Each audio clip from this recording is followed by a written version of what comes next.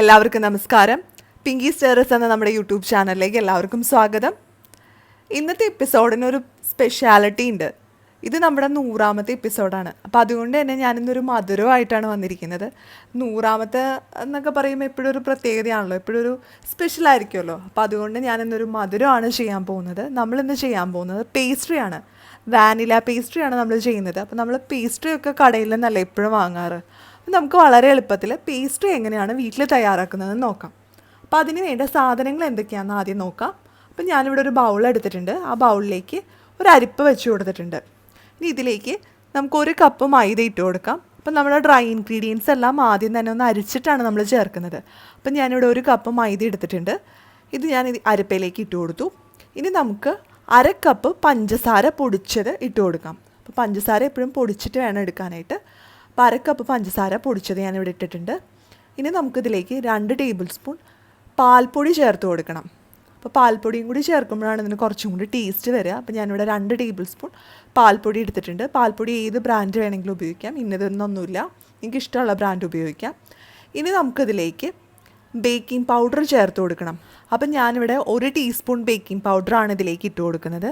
ഇത് കൂടാതെ നമുക്കിനി ബേക്കിംഗ് സോഡ വേണം. സോഡാപ്പൊടി എന്നൊക്കെ നമ്മൾ പറയില്ലേ, അത് സോഡാപ്പൊടി 1/2 ടീസ്പൂണാണ് ഇതിലേക്ക് ചേർത്ത് കൊടുക്കുന്നത്.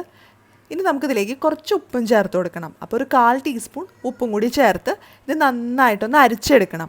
അപ്പോൾ ഇതിൽ കട്ടകളൊക്കെ ഉണ്ടെങ്കിൽ ഒന്ന് പോകാൻ വേണ്ടിയിട്ടാണ് നമ്മളിങ്ങനെ അരിച്ചെടുക്കുന്നത്. അപ്പോൾ അരിച്ചെടുക്കുമ്പോൾ സോഡാപ്പൊടിയും അത് ബേക്കിംഗ് പൗഡറും അതുപോലെ പാൽപ്പൊടി എല്ലാം കൂടെ നന്നായിട്ട് മിക്സ് ആവുകയും ചെയ്യും.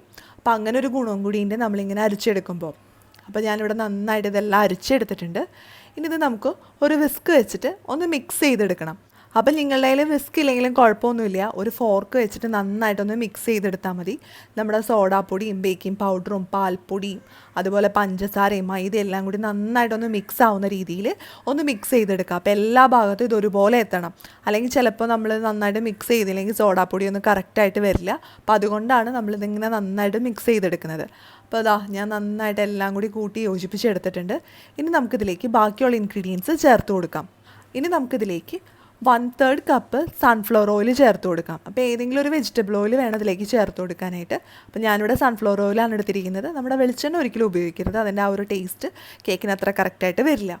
അപ്പോൾ സൺഫ്ലവർ ഓയിൽ ചേർത്ത് കൊടുത്തു. ഇനി നമുക്കിതിലേക്ക് 1 ടേബിൾ സ്പൂൺ വാനില എസൻസ് ചേർത്ത് കൊടുക്കണം. അപ്പോൾ നമ്മളിന്ന് ചെയ്യുന്നത് വാനില പേസ്ട്രി ആണല്ലോ, അപ്പോൾ അതുകൊണ്ട് തന്നെ നമുക്ക് വാനില എസൻസ് നിർബന്ധമായിട്ട് വേണം. അപ്പോൾ ഞാനിവിടെ 1 ടേബിൾ സ്പൂൺ വാനില എസൻസ് ചേർത്ത് കൊടുത്തിട്ടുണ്ട്. ഇനി ഇത് നന്നായിട്ടൊന്ന് മിക്സ് ചെയ്തെടുക്കാം. അപ്പോൾ നമ്മുടെ എണ്ണയൊക്കെ നമ്മുടെ കേക്കിൻ്റെ ബാറ്ററിൽ നന്നായിട്ട് പിടിക്കുന്ന രീതിയിൽ ഒന്ന് മിക്സ് ചെയ്യാം. എന്നിട്ട് നമുക്കിതിലേക്ക് പാല് ചേർത്ത് കൊടുക്കണം. അപ്പോൾ ഒരു 1/4 കപ്പ് പാല് നമുക്ക് ആവശ്യമായിട്ട് വരും. അപ്പോൾ പാലെപ്പോഴും കുറച്ചായിട്ട് വേണം ചേർക്കാനായിട്ട്. ഒറ്റയടിക്ക് അങ്ങോട്ട് ഒഴിച്ച് കുഴക്കരുത്, കുറച്ചായിട്ട് ചേർത്ത് ആവശ്യം പോലെ ഒന്ന് കുഴച്ചെടുക്കുക. അപ്പം നമ്മൾ ആദ്യം തന്നെ എല്ലാ പാലും കൂടി അങ്ങോട്ട് ഒഴിക്കുകയാണെങ്കിൽ അത് കറക്റ്റായിട്ട് വരില്ല, ചിലപ്പോൾ അത്രയും പാലിൻ്റെ ആവശ്യം വരില്ല. അപ്പോൾ ഞാനിവിടെ അല്പാൽപമായിട്ട് ചേർത്ത് നന്നായിട്ട് ഇതൊന്ന് ബീറ്റ് ചെയ്തെടുക്കുകയാണ്. അപ്പോൾ നിങ്ങളേൽ ബീറ്റർ ഉണ്ടെങ്കിൽ ബീറ്റർ വെച്ചിട്ട് ബീറ്റ് ചെയ്തെടുത്താൽ മതി. അല്ലെങ്കിൽ ഇതുപോലൊരു വിസ്ക് വെച്ചിട്ടോ ഫോർക്ക് വെച്ചിട്ടോ നന്നായിട്ടൊന്ന് കുഴച്ചെടുക്കാം. അപ്പോൾ കേക്കിൻ്റെ ആ ഒരു ബാറ്ററിൻ്റെ കൺസിസ്റ്റൻസിയിലേക്ക് എത്തുന്നത് വരെ നമുക്ക് നന്നായിട്ട് മിക്സ് ചെയ്തെടുക്കണം. അപ്പോൾ പാല് ഞാനിവിടെ 1/4 കപ്പ് പാലാണ് നമുക്ക് ആവശ്യമായിട്ട് വന്നത്. അപ്പോൾ ഞാൻ 1/4 കപ്പ് പാലിവിടെ ചേർത്ത് കൊടുത്തിട്ടുണ്ട്. അപ്പോൾ നിങ്ങളുടെ അളവിനനുസരിച്ചൊക്കെ ഇതിൽ ചേരുവകൾക്ക് വ്യത്യാസം വരാം കേട്ടോ. അപ്പോൾ കറക്റ്റായിട്ട് ഇതുപോലത്തെ മെഷർമെൻറ്റ് ഞാൻ എടുത്ത പോലെ തന്നെയാണ് നിങ്ങൾ ഓരോ കാര്യങ്ങളും എടുക്കുന്നതെങ്കിൽ ഈ ഒരു അളവ് മതി. ഇതിൻ്റെ എന്തെങ്കിലും വ്യത്യാസം വരുത്തിയാണ് എടുക്കുന്നതെങ്കിൽ പാലിൻ്റെയും എണ്ണയുടെയൊക്കെ അളവ് കുറച്ച് കൂട്ടുകയും കുറയ്ക്കുകയും ഒക്കെ ചെയ്യാം. അപ്പോൾ നിങ്ങൾക്ക് വേണമെങ്കിൽ നമ്മൾ ഇപ്പോൾ പാലെടുത്തല്ലോ, അതിന് പകരമായിട്ട് തൈരോ അല്ലെങ്കിൽ മുട്ടയോ ചേർക്കാവുന്നതാണ്. അപ്പോൾ മുട്ടയും കൂടി ചേർക്കുകയാണെങ്കിൽ കുറച്ചും കൂടി നല്ലതാണ്. അപ്പോൾ പാൽ ഇത്രയും ഉപയോഗിക്കേണ്ടി വരില്ല, കുറച്ച് മാത്രം പാൽ ചേർത്താൽ മതിയാവും. അപ്പോൾ അങ്ങനെയും നമുക്ക് ചെയ്യാവുന്നതാണ്. അപ്പോൾ നമ്മുടെ കേക്കിൻ്റെ ബാറ്റർ ഇവിടെ റെഡി ആയിട്ടുണ്ട്. ഇനി നമ്മൾ കേക്ക് ഉണ്ടാക്കുന്നത് ഇതുപോലൊരു പാത്രത്തിലാണ്. ഞാനിവിടെ ഒരു നോൺ സ്റ്റിക്കിൻ്റെ പാത്രമാണ് എടുത്തിരിക്കുന്നത്. അപ്പോൾ ഈ പാത്രം ഒന്ന് പ്രീ ഹീറ്റ് ചെയ്യാനായിട്ട് വെക്കണം. അപ്പം നമ്മൾ ഈ പാത്രം പ്രീ ഹീറ്റ് ചെയ്യാനായിട്ട് ഒരു 10 മിനിറ്റ് ഹൈ ഫ്ലെയിമിൽ വേണം വെക്കാനായിട്ട്. അതിനുശേഷം നമ്മൾ കേക്കിൻ്റെ ടിന്ന് ഇതിലേക്ക് വെച്ചതിന് ശേഷം ലോ ഫ്ലെയിമിലാണ് ഇത് വേവിച്ചെടുക്കേണ്ടത്. അപ്പോൾ ഇതിനു മുമ്പ് ഞാനൊരു കേക്ക് ചെയ്തപ്പോൾ നമ്മുടെ ഒരു സബ്സ്ക്രൈബർ എൻ്റെ അടുത്ത് പറഞ്ഞു, അവർ കേക്ക് ഉണ്ടാക്കി കഴിഞ്ഞപ്പോൾ അത് കത്ത് പിടിച്ചു എന്ന് പാത്രത്തിന്. അപ്പോൾ അത് പാത്രത്തിന് മെയിനായിട്ട് കത്ത് പിടിക്കുന്നത് നമ്മൾ ലോ ഫ്ലെയിമിൽ വെക്കാത്തതുകൊണ്ടാണ്. അപ്പോൾ കേക്ക് എപ്പോഴും ലോ ഫ്ലെയിമിലാണ് വേവിച്ചെടുക്കേണ്ടത്. ഇനി നമുക്ക് കേക്കിൻ്റെ ബാറ്റർ ഒരു കേക്ക് ടിന്നിലേക്ക് ഒഴിച്ച് സെറ്റ് ചെയ്തെടുക്കാം. അപ്പോൾ ഞാനിവിടെ ഒരു കേക്ക് ടിന്നിലേക്ക് ബാറ്റർ ഒഴിച്ച് വെച്ചിട്ടുണ്ട്. അപ്പോൾ നമ്മുടെ ഈ കേക്ക് ടിന്നിൽ എണ്ണ പുരട്ടി ഗ്രീസ് ചെയ്തെടുക്കണം. എന്നിട്ട് അതിൻ്റെ ഇടയിൽ ഒരു ബട്ടർ പേപ്പറും വെച്ചിട്ടുണ്ട്. ഞാനത് ഷൂട്ട് ചെയ്യാനായിട്ട് വിട്ടുപോയി. അപ്പോൾ നമ്മുടെ ബാറ്റർ കേക്ക് ടിന്നിലേക്ക് ഒഴിച്ച ശേഷം അത് ജസ്റ്റ് ഒന്ന് ടാപ്പ് ചെയ്ത് കൊടുക്കണം. അതിൽ എയർ ബബിൾസ് ഒക്കെ ഉണ്ടെങ്കിൽ അത് പോകാൻ വേണ്ടിയിട്ടാണ് നമ്മളിങ്ങനെ ടാപ്പ് ചെയ്ത് കൊടുക്കുന്നത്. അപ്പോൾ ഇപ്പോൾ നമ്മുടെ കേക്ക് ഉണ്ടാക്കാനുള്ള പാത്രം നന്നായിട്ട് ചൂടായി വന്നിട്ടുണ്ട്. ഇനി ഇത് നമുക്ക് തുറന്നിട്ട് ഇതിൻ്റെ ഉള്ളിലേക്ക് ഒരു സ്റ്റീലിൻ്റെ റിങ് വെച്ച് കൊടുക്കാം. അപ്പോൾ എന്തെങ്കിലും ഒരു പാത്രമോ അങ്ങനെ എന്തെങ്കിലും ഒന്ന് ഇതിൽ ബേസായിട്ട് വെക്കണം. എന്നിട്ട് അതിൻ്റെ മുകളിൽ വേണം നമ്മുടെ കേക്ക് ടീൻ വെക്കാനായിട്ട്. അപ്പോൾ ഞാനിതുപോലൊരു റിങ്ങാണ് എടുത്തിരിക്കുന്നത്. ഇത് ഞാൻ ആ പാത്രത്തിൻ്റെ മുകളിലേക്ക് വെച്ച് കൊടുത്തിട്ടുണ്ട്. അപ്പം നമ്മളിതിൽ ഉപ്പൊന്നും ചേർത്തിട്ടില്ല. ഉപ്പൊന്നും ചേർക്കണമെന്ന് നിർബന്ധമൊന്നുമില്ല. നിങ്ങൾക്ക് വേണമെങ്കിൽ ഇതിൻ്റെ അടിയിൽ ഉപ്പിട്ടിട്ട് അതിൻ്റെ മുകളിൽ റിങ് വെച്ച് കേക്ക് ടീൻ വെക്കാവുന്നതാണ്. പിന്നെ നമുക്കിത് അടച്ച് ഒരു 30 മിനിറ്റ് വേവിച്ചെടുക്കണം. അപ്പോൾ 30 മിനിറ്റ് ആകുമ്പോൾ ഈ പാത്രം ഒന്ന് തുറന്ന് നോക്കാം. എന്നിട്ട് കേക്ക് വെന്തോന്ന് നമുക്കൊന്ന് ചെക്ക് ചെയ്യാം. അപ്പോൾ ഇപ്പോൾ 30 മിനിറ്റ് ആയിട്ടുണ്ട്. ഞാൻ നമ്മുടെ കേക്കിൻ്റെ പാത്രം ഒന്ന് തുറന്നിട്ടുണ്ട്. ഇനി നമുക്ക് ഒരു ടൂത്ത് പിക്ക് വെച്ചിട്ട് ഒന്ന് കുത്തി നോക്കാം. അപ്പോൾ ഇത് നല്ല ക്ലിയർ ആയിട്ട് വരുന്നുണ്ടെങ്കിൽ കേക്ക് നന്നായി ബേക്കായി എന്നാണ് അർത്ഥം. അപ്പോൾ എൻ്റെ ടൂത്ത് പിക്കൊക്കെ നല്ല ക്ലിയർ ആയിട്ട് വരുന്നുണ്ട്. അപ്പോൾ നമ്മുടെ കേക്ക് നന്നായിട്ട് ബേക്കായിട്ടുണ്ട്. അപ്പോൾ കറക്റ്റ് 30 മിനിറ്റാണ് ഈ കേക്ക് ബേക്കാവാനായിട്ട് എടുത്ത ടൈം. അപ്പോൾ എല്ലാവരും ഈ ടൈം ഒന്ന് ശ്രദ്ധിക്കുക. കേക്ക് ബേക്ക് ചെയ്യുമ്പോൾ ചിലപ്പോൾ നിങ്ങളുടെ ആ ഒരു സ്റ്റൗവിൻ്റെ തീയുടെ അനുസരിച്ച് ഇതിൽ കൂടുതലും കുറവൊക്കെ വരാം. ഒരു 25 മിനിറ്റ് എടുക്കാം, ചിലപ്പോൾ ഒരു 35 മിനിറ്റ് എടുക്കാം. അപ്പോൾ അതൊന്ന് ശ്രദ്ധിക്കുക. അപ്പോൾ ആദ്യം ഒരു 25 മിനിറ്റൊക്കെ ആകുമ്പോൾ ഇതൊന്ന് തുറന്ന് നോക്കുക. എന്നിട്ട് വെന്തോന്ന് നോക്കുക. വെന്തിട്ടില്ലെങ്കിൽ വീണ്ടും അടച്ച് വെച്ചിട്ട് വേവിക്കുക. പക്ഷേ എപ്പോഴും തുറന്ന് നോക്കരുത്. എപ്പോഴും തുറന്ന് നോക്കിക്കഴിഞ്ഞാൽ അതിൽ വെള്ളം വീണ് കേക്കൊന്നും പെർഫെക്റ്റായിട്ട് വരില്ല. അപ്പോൾ ഇനി ഈ കേക്കൊന്ന് ചൂടാറാനായിട്ട് വെക്കണം. അപ്പോൾ നമ്മുടെ കേക്ക് ഇപ്പോൾ ചൂടാറിയിട്ടുണ്ട്. ഇനി ഞാൻ ഈ പാത്രത്തിൽ നിന്നൊന്ന് മാറ്റി എടുക്കുകയാണ്. ഇനി നമുക്കിതൊരു വേറൊരു പാത്രത്തിലേക്ക് ഇട്ട് കൊടുക്കാം. അപ്പോൾ ഇതാ നമ്മുടെ കേക്ക് നല്ല പെർഫെക്റ്റായിട്ട് വന്നിട്ടുണ്ട്. ഇനി ഞാനിത് വേറൊരു പാത്രത്തിലേക്ക് ഇട്ട് കൊടുക്കുകയാണ്. അപ്പോൾ അതിൻ്റെ അടിയിലൊരു ബട്ടർ പേപ്പർ ഞാൻ വെച്ച് കൊടുത്തിട്ടുണ്ടായിരുന്നു. ആ ബട്ടർ പേപ്പർ ഒന്ന് മാറ്റിയെടുക്കുക. അപ്പോൾ ബട്ടർ പേപ്പർ വെക്കുകയാണെങ്കിൽ കേക്ക് അധികം അടിക്കൊന്നും പിടിക്കില്ല. ഇനിയിപ്പോൾ നിങ്ങളതിൽ ബട്ടർ പേപ്പർ ഇല്ലെങ്കിൽ ഓയിൽ തേച്ചിട്ട് അതിൽ മൈദയിട്ട് ജസ്റ്റ് ഒന്ന് ഡസ്റ്റ് ചെയ്തെടുത്താലും മതി. ഇനി നമുക്ക് ഈ കേക്ക് ഒന്ന് കട്ട് ചെയ്തെടുക്കണം. അപ്പോൾ 2ആയിട്ട് കട്ട് ചെയ്തെടുക്കണം. അപ്പോൾ ഈ കേക്ക് ഇങ്ങനെ കഴിക്കാൻ നല്ല ടേസ്റ്റ് ആട്ടോ. നമുക്ക് വെറുതെ ചായയുടെയൊക്കെ കൂടെ ഇങ്ങനെ കഴിക്കാവുന്നതാണ്. അപ്പോൾ ഞാനൊരു നൂല് വെച്ചിട്ടാണ് കട്ട് ചെയ്യുന്നത്. അപ്പോൾ നമ്മുടെ സാധാരണ തയ്ക്കാനൊക്കെ ഉപയോഗിക്കുന്ന നൂലുണ്ടല്ലോ, ആ നൂല് നല്ല കട്ടിയിലെടുക്കുക. എന്നിട്ട് ഇങ്ങനെ ക്രോസ് ചെയ്ത് പിടിച്ചാൽ എളുപ്പത്തിൽ കട്ട് ചെയ്ത് കിട്ടും. അപ്പോൾ നമുക്ക് കത്തിയൊന്നും ഉപയോഗിക്കാതെ സിമ്പിളായിട്ട് നല്ല പെർഫെക്റ്റായിട്ട് കട്ട് ചെയ്യാൻ പറ്റും. അപ്പോൾ എല്ലാവരും കേക്ക് കട്ട് ചെയ്യാനായിട്ട് ഈ നൂല് വെച്ചിട്ടുള്ള മെത്തേഡ് യൂസ് ചെയ്യുന്നതാണ് ഏറ്റവും ബെസ്റ്റ്.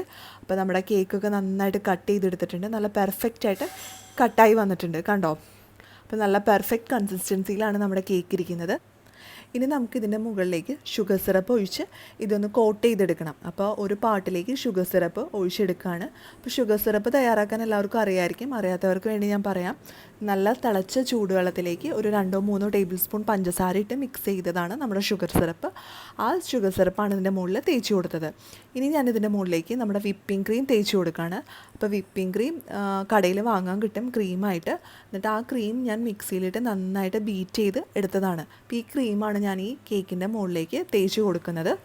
അപ്പോൾ ആദ്യത്തെ പാർട്ടിൽ ഞാൻ തേച്ച് കൊടുത്തു. ഇനി ഞാൻ സെക്കൻഡ് പാർട്ട് മുകളിൽ വെച്ചിട്ടുണ്ട്. ഇനി നമുക്കിതൊന്ന് നന്നായിട്ട് ക്രീം വെച്ചിട്ട് കവർ ചെയ്തെടുക്കണം. അപ്പോൾ കേക്ക് ഷേപ്പ് ചെയ്തെടുക്കാനുള്ള ഉപകരണങ്ങളൊന്നും നിങ്ങളുടെ കയ്യിലില്ലെങ്കിൽ പേടിക്കുകയൊന്നും വേണ്ട. ഇതുപോലൊരു സ്പാച്ചുല ഉണ്ടെങ്കിൽ അത് വെച്ചിട്ട് കവർ ചെയ്യാം. അതുമല്ലെങ്കിൽ നല്ല വീതിയുള്ള നൈഫ് ഉണ്ടെങ്കിൽ, കത്തി ഉണ്ടെങ്കിൽ ആ കത്തി വെച്ചിട്ടും ഇങ്ങനെ ഒന്ന് കവർ ചെയ്തെടുക്കാം. അപ്പോൾ നല്ല ഷേപ്പിൽ നമുക്ക് കവർ ചെയ്തെടുക്കാൻ പറ്റും. അപ്പോൾ ബേക്കിംഗ് ടൂൾസൊക്കെ വേണമെന്ന് നിർബന്ധമൊന്നുമില്ല നമ്മുടെ ഈ കേക്ക് ഉണ്ടാക്കാനായിട്ട്.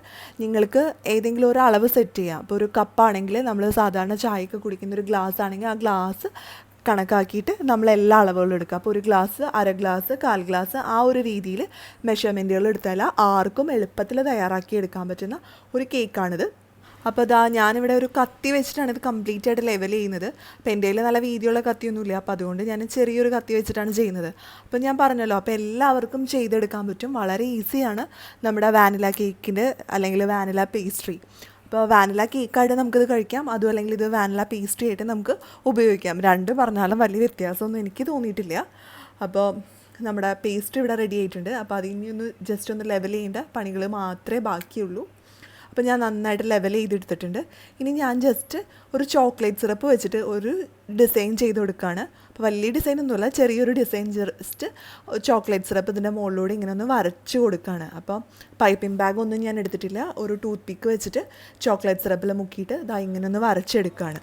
അപ്പോൾ നിങ്ങളുടെ കയ്യിൽ പൈപ്പിംഗ് ബാഗൊക്കെ ഉണ്ടെങ്കിൽ അതുപോലെ അതൊക്കെ ഉപയോഗിച്ചിട്ട് നിങ്ങൾക്ക് ഡെക്കറേറ്റ് ചെയ്തെടുക്കാൻ പറ്റുന്നതാണ്. അപ്പോൾ ഞാൻ എല്ലാവർക്കും ചെയ്യാൻ പറ്റുന്ന രീതിയിൽ സിമ്പിളായിട്ടാണ് നമ്മുടെ ഈ പേസ്ട്രി ചെയ്തെടുക്കുന്നത്. അപ്പോൾ അതുകൊണ്ടാണ് ഞാൻ ഇങ്ങനെയൊക്കെ ചെയ്യുന്നത്.